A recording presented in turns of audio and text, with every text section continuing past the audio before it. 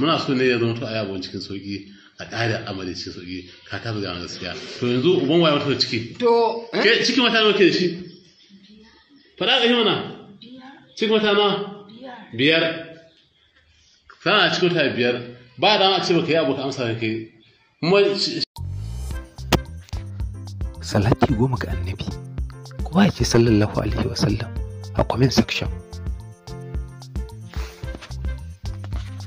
Allah ya kare mu daga faruwar mummunan abu irin wannan a kanmu. Kowa ce amin a comment section.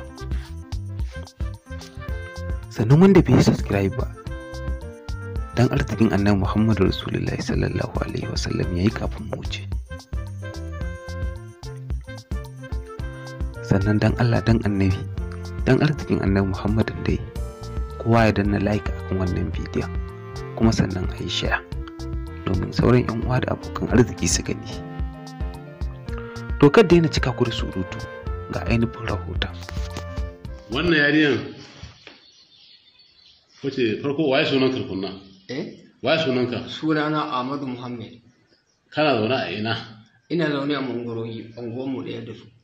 Mangoroji na ina? Gabar Habu Yankwata. Me sana'anka? Sana'a na yanzu kan ba na iya aikin karfe, ba ni aikin komi. Sai me? Ina zaune yara suke shiyar da ni. Amma an ci kana bada magani? Ina ba da magunguna na itace. Haka ne. Baba, na so ya zama to ka ji tsoron Allah. Allah ya sa zai yi tsoron shi yin bayani yadda ya kamata. Ka kuma gaya wani abin da ke gaskiya. Haka. Ba tare da mun takura ka ba? Ko mu maka wani azaba? Idan ka faɗa mana gaskiya? Haka. A wajen ka na musulmi? Kuma wanda yake azumin Ramadana? Haka ne. Kuma wanda sun dai mutu da wurin Allah? Sosai. To ka tsaya ka ɓoye mana komai. Kuma ya taƙi Allah ya ji Allahu makaraja wa ya tuɓu homin hanshi da ta siya. Ma idan baka ɗa mana gaskiya ba, to kuma Allah ba dai ba. Sosai ma? Saboda haka mun san ai zama a zaure mai anguwa. Ƙwarai. Kuma duk abin da yake wakana mun samu labari. Ƙwarai. Waye da wannan yarinya? Na waye da ita. Zainab. Waye sunanta? Zainab sunanta.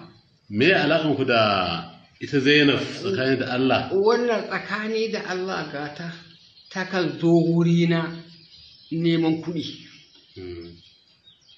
Kana ji?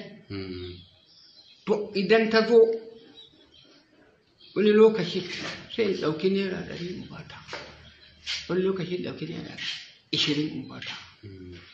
Sai ya dawo ta gwada min tana so mu rinka kwanciya da ita. Nake mata ce wannan nononki da kike gani gabanki ba zai iya ɗaukan gabana ba, gara ni ina baki kuɗin ina biya miki bukatu. Ya fi mu gashi na tsufa ba ni da ƙarfi yanzu. To a rana in ta zo da hantsi haka do za ta zo da rana. In ta so da rana za ta zo da, bai hana ta zo da yamma ba. Duk dai ina dai ƙoƙari har Allah ya kawo ga ke ɗan ya shiga ciki. Kaga haka? Na shafa ran ɗinta. Kashe faɗi saboda Allah. To, na shafa ran ɗin nake wannan nonon ki ba za ki iya ɗauka da ba. A ina kika saba da wannan aikin? Take mini a doya. Akwai wanda ta saba da su gata. Akwai wanda ta saba da shi. Tana zuwa suna kwanciya da shi a can. Nake to an yi gaban mu ba zai zo daidai ba.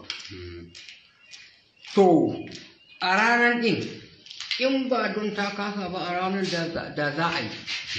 Sai ya kasance ya kasa nan ɗinta, na zo na kwanta a nan ɗinta na babu inda gabana zai ke.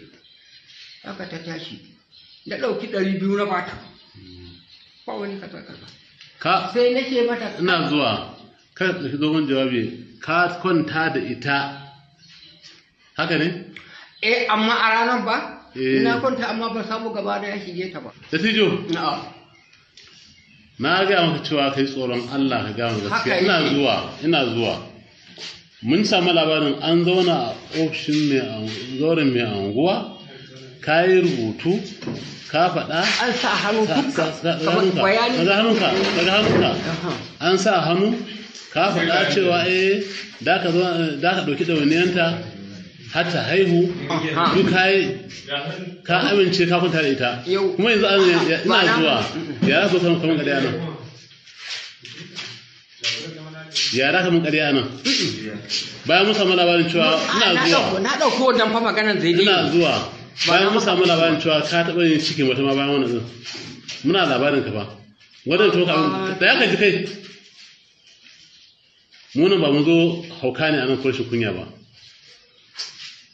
dan na ga miki a musulunci ka bi mu kamun a tsiya gashi ka fara faɗan gaskiya kuma ka zo kayan ka gane in kai wasa za ka sha wahala an zauna da kai ka amince ka kwanta ita yanzu wannan na ta ƙarya ka kwanta ita ce ba ta san iyakaci ba ka ce ka kama kirjinta ka ji nonon ta bai ta nuna ake gwada ɗaukan kirji ake ɗaukan namiji bayan kun yi rubuce a zauren mai ango cewa ka amince da ka ɗauki ɗauki cikin ta har ta yau ka zo nan ka ce ka mun gada wannan haƙiƙa ne ka kwanta da ita so nawa ni fa wani banda wannan rana idan ba ga ta fari gaba na ba yi daidai ta ba akan abin da yake ciki amma yanzu tun da na ɗauki wannan abin da ya sana ɗauka ka ai wannan kan mun ya gina mai anguwa na ɗauka da ka mun ƙarya kenan ko wannan dai ai abin da muka yi abu ganin gidan mai anguwa ka kwanta da ita so nawa kawai ga mu gaskiya